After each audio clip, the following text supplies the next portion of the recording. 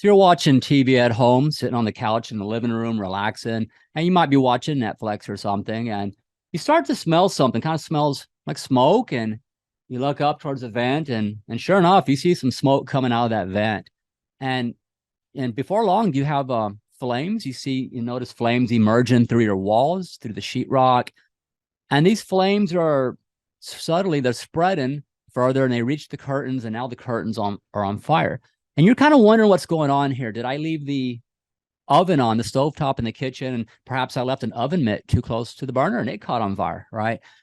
Maybe a rat chewed through the insulation on a wire, so the electricity arced over into the insulation that started the fire, and so on. So you're just kind of wondering, explanations. Why and how is my house on fire? The thing is, at a certain point, it really doesn't matter, how or why your house caught on fire at a certain point. The only thing that matters is that your house is on fire. And if you don't want to burn down, best get your ass out of the house. You don't want to burn down with it, right? And that's the only thing that really matters. Situation is a lot more relevant. The explanation for the situation is not as important as the situation and what you need to do about it. Maybe later on, after you're hopefully get your butt out of the house as quick as possible so you don't burn to death with it when the house goes down in flames.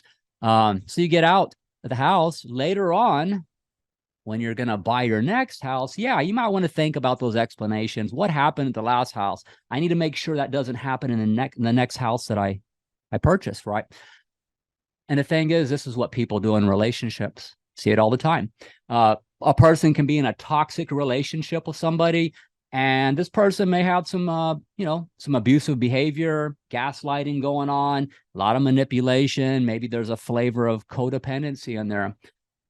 And an individual will just kind of focus on the explanations for why the person behaves they do. Almost, in a roundabout way, a little dismissiveness of the behavior itself. If you can find the explanation, well, hey, there you go. Things are okay if you can explain it. And this is not the case, not in a toxic relationship.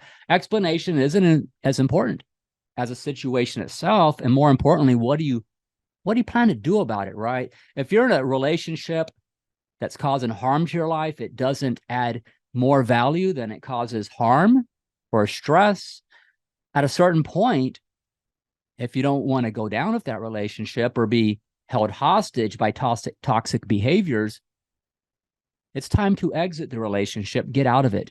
You can learn about explanations later on, right? So you know what red flags are, being able to see the writing on the wall and make decisions on that. Don't ignore red flags. Your next relationship, just like the next house you purchase, make sure that doesn't happen again. So I hope this helps, because really at the end of the day, the explanation isn't important as a situation if you don't want to burn down the house.